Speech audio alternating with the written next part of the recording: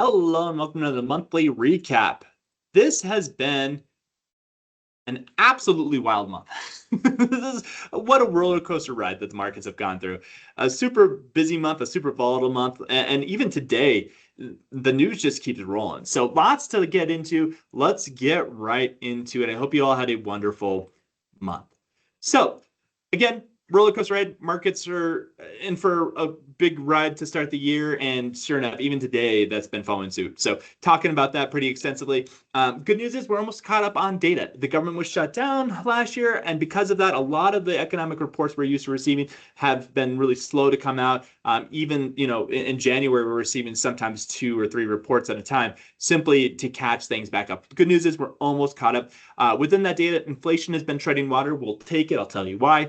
The labor market's still showing weakness. Talk about that a bit. And then lots of news out of the Fed, especially this week. There was a Fed meeting. And then even today, I'll talk to you about the news in just a little bit. But some big news coming out of the Fed. Mortgage rates end of the month, right around 6.125%. After going on, again, quite a ride. So happy New Year. Hope you all had a wonderful New Year. It was also Martin Luther King Jr. Day in January as well. So yeah, let's get right into it. So let's start with too many acronyms. What are you doing to me, Aaron? Acronyms? So do the GSEs by MBS. What the heck does that mean? So GSE, government-sponsored enterprise, specifically Fannie Mae and Freddie Mac. So as you recall, 2008 happened, the Great Recession, and then all of a sudden, Fannie Mae and Freddie Mac come under the government's conservatorship. Okay, so Federal Housing Finance Agency is the overarching umbrella that oversees Fannie Mae and Freddie Mac. And the vast majority of the mortgages that are originated are Fannie Mae and Freddie Mac backed loans. So whenever I'm talking to a member, I'm like, well, here's the government's guidelines, specifically talking about Fannie Mae and Freddie Mac guidelines, right? It's not necessarily directly the government, but they're government sponsored enterprises. Okay. So the president, Donald Trump, he directed FHFA to start buying $200 billion worth of mortgage-backed securities. Mortgage-backed securities. Mortgages are a type of bond, right? So lenders take those promises to pay, they bundle up, they sell them on the secondary market to Fannie Mae or Freddie Mac. Trump has directed FHFA to start buying up those mortgage-backed securities. Now, why would they do that? Well, one reason only. It causes mortgage rates to go down, okay? That's what we call quantitative easing. Quantitative easing. You may have heard the term before. We've seen it happen a couple times. Great Recession, 2008 was one example. The housing bubble pops, and the government wants to lower rates to incentivize people to start buying up all that inventory that was in the market. How do they do so? They start buying mortgage-backed securities. They start buying treasuries. Sure enough, rates plummeted. 2020, COVID-19, the pandemic, right? The government was worried again about like, oh no, we need to stabilize things. How do we stabilize things? Well, we can lower rates. And sure enough, they lowered rates by buying mortgage-backed securities. Cause mortgage rates to drop to like the lowest level we've ever seen. Okay, so this does cause mortgage rates to drop. It causes it to drop in a very, sometimes significant way. Estimates are that if this plan were to come into fruition, mortgage rates could drop between 0.25% and 0.5%. Now, that's a pretty significant range.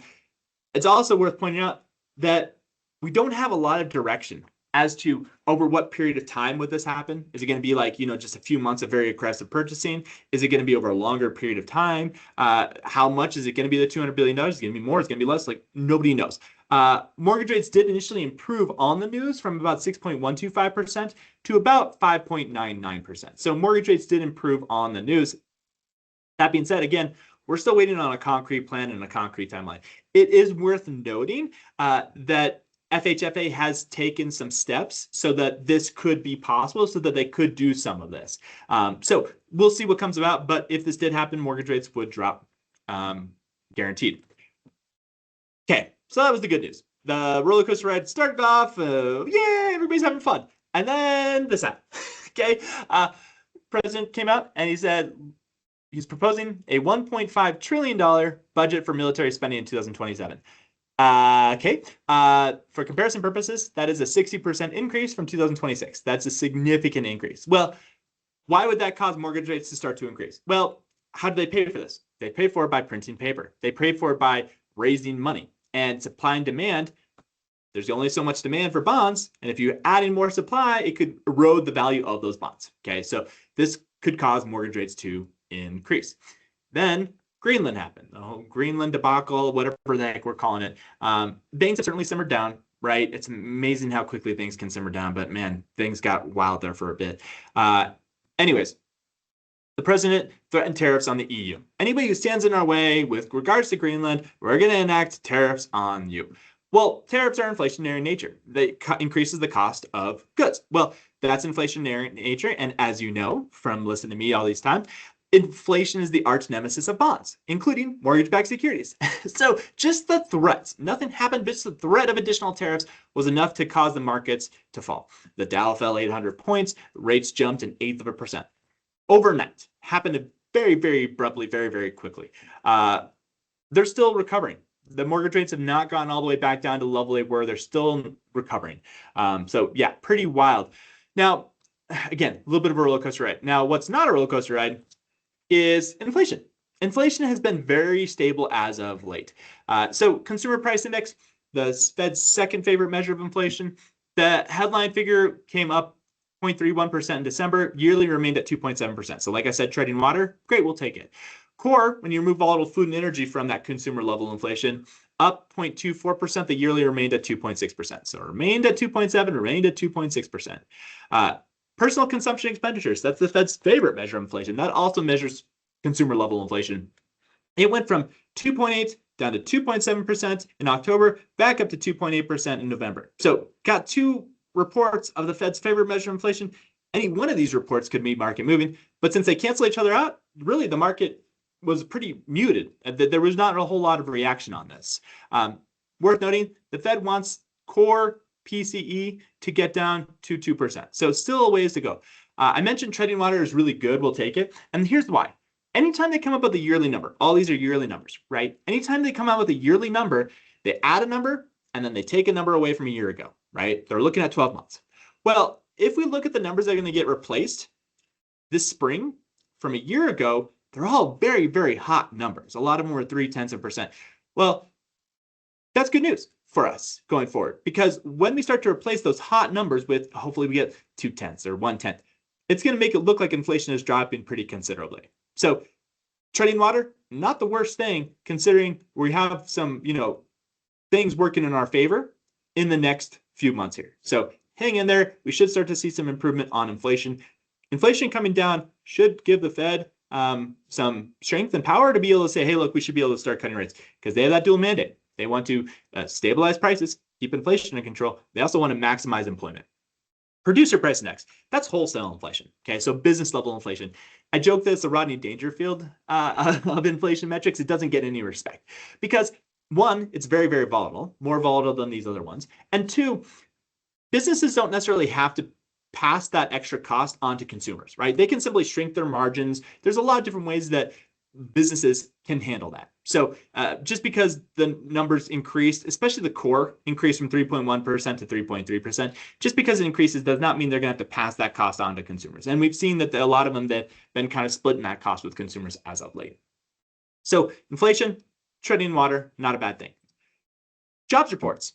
Those are still coming in pretty weak. So there was only 50,000 job gains in December, according to Bureau of Labor Statistics. They were expecting 73,000, so that was a pretty big miss. October and November, that's really where the damage was done.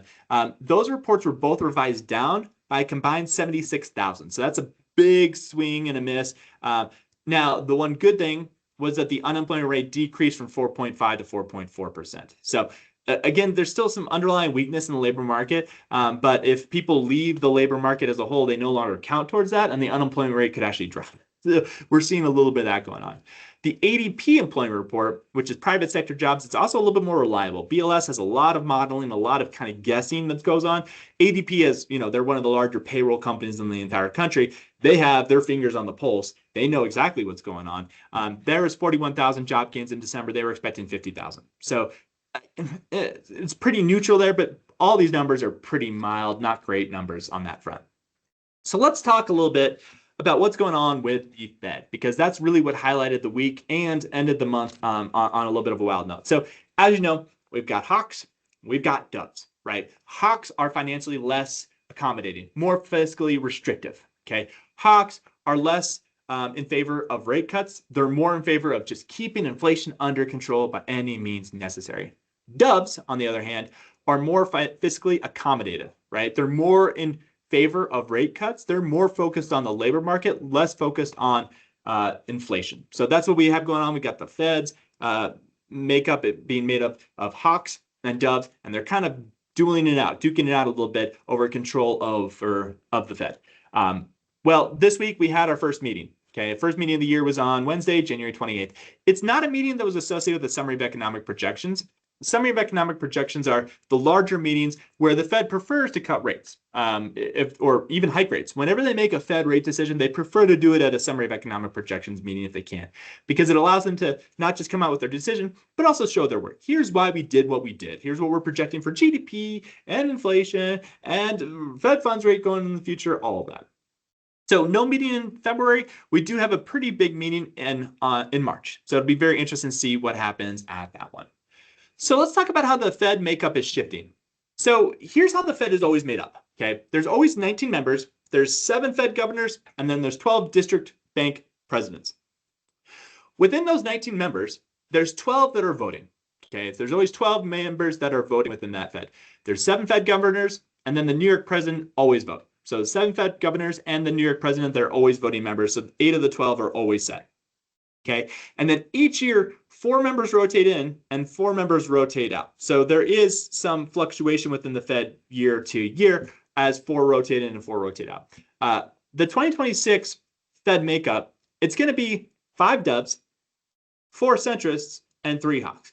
It's also kind of worth pointing out that, like, if you went up to any one of these members and said, hey, are you a dove or a hawk? They'd kind of quabble about it and say, no, I don't like that term. I'm moderate. I look at the data. I'm data dependent, right? Nobody wants to admit that they're financially restrictive or fiscally accommodating and they don't care about inflation. Nobody's going to admit that. But this is kind of the perception of the current Fed members.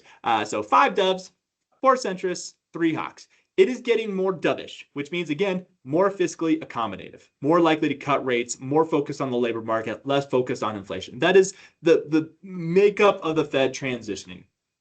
At the Fed meeting itself, the Fed left rates unchanged in a rate of 3.5 to 3.75%. Okay. Fed funds rate is the rate the lenders exchange money with each other at. So it's not just short-term rates, but literally the shortest term rates. Long-term rates on the other end of the spectrum would be treasuries and mortgage-backed securities. So within the Fed meeting, there was 2 dissenters. Both Waller and Mirren, they wanted a 0.25% cut. There's been multiple dissenters at a lot of the meetings lately, which is pretty rare. It's very rare to have this much dissent. It does show a very divided Fed. 15 of the 19 members think the Fed funds rate is above neutral. What that means is they think that additional rate cuts are warranted. They just didn't necessarily think additional rate cuts were warranted at the January meeting. Okay, still on the table for multiple rate cuts this year. The last projection was 2 rate cuts. I'm still thinking probably 3. We shall see. Lots of year left. And the biggest news of the month, arguably, came out today. So the new Fed chair is, drumroll,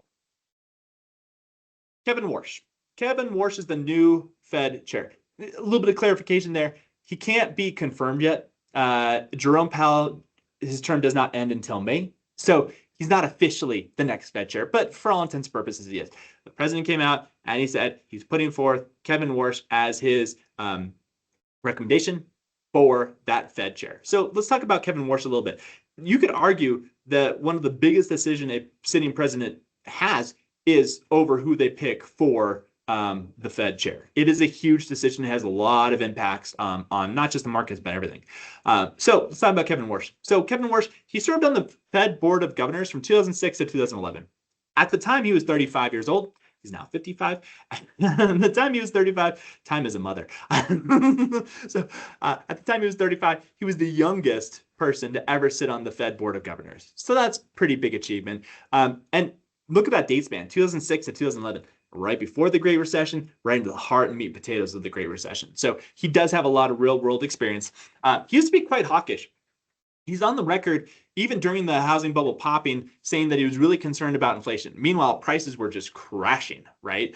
So what inflation? There was no inflation. And he was talked about being very concerned about inflation at that time. Probably a soundbite he wished he could have back because inflation, again, was just collapsing. He also was not a fan of quantitative easing. He was not a fan of, during the Great Recession, quantitative easing. He was worried that that was also going to be inflationary in nature. it's actually meant to be inflationary in nature, is really its whole purpose, right? Well, he's been changing his tune as of late. He's been going from more hawkish to more dovish, which would make sense as to why the president would actually be looking at it. Because if he still held those hawkish stances, he wouldn't stand a chance.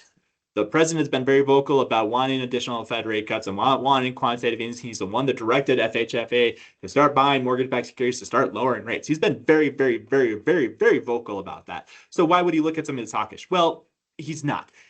Kevin Warsh has been changing his tune. He's been going a lot more dovish as of late, a lot more in favor of rate cuts. He's definitely been changing his tune over the past 20 years. Again, time is a mother. Of the top candidates, he seems to be a more moderate choice. I do not mean politically, okay? I do not mean politically. I mean policy-wise. In fact, the more market reaction of the day was like, they were a little bit hoping for a little bit more of a dovish candidate. There was two other candidates out there. Both of them were a little bit more dovish, and Trump went with the least dovish of the three top candidates. So he is a more moderate choice, again, policy-wise. Politically, definitely not. Okay, he served as an economist under George W. Bush. He's currently a visiting fellow at the Hoover Institution from Stanford, which is a conservative think tank. So I mean, policy-wise, I do not mean politically. Politically, I do not think he's very moderate at all. But policy-wise, he is one of the more moderate of the three choices available to us. So we'll see. It's going to be really interesting if you're into Days of Our Fed, the new soap opera I'm trying to get off the ground. This is going to be really interesting, especially his confirmation process. There's a lot of going ons right now with Jerome Powell, a couple other members of the Fed who have been basically put on notice by the president, and multiple members of Congress have come out and said, look, we're not even going to entertain his confirmation until you walk those lawsuits back, because we cannot have the Fed be politicized. So it's even his confirmation process is going to be really interesting. Again, Jerome Powell's term does not end until May, so no changes really until then anyways. All right, let's look ahead. So looking ahead, back to normal release schedule. Thank all that is holy. I'm excited for that. I know it's a weird thing to be excited about, but I'm excited about it. Unless there's another government shutdown, right? Now, by the look and sound of it, as of right now, when I'm recording this, it sounds like we should be able to avoid another government shutdown. The Senate is working on passing a new budget, and then it's going to go to the House likely on Monday. But for everything I can see and read and have access to, it sure seems like we should be able to, luckily, hopefully, avoid another government shutdown. If we do, normal release schedule for the data is going to be back on track. All eyes are on inflation and labor market. Inflation, is it still cooling? Again, we should be able to start seeing some meaningful progress in the next couple months here. Labor market, is it still soft? It's going to be interesting to see. Again, seeing that unemployment rate tick down when everything else shows that the labor market is pretty soft was a little bit interesting to see. And then what surprises does the February have in store? For the love of all that is holy. I mean, January was so busy and chaotic between just even the first couple slides here, just craziness, right? So what's surprises does February have in store? I hope less. Please let there be less. We shall see. Awesome. I think that's it. I hope you all have a wonderful weekend. If you need anything at all, let me know. I appreciate you all greatly. And yeah, thank you all so much for the referrals. It is the lifeblood of our business. We never take it for granted. It allows me to do what I love to do, which is serve you and your members. So thank you all so very, very, very much. And I will see you next time. Thanks. Bye.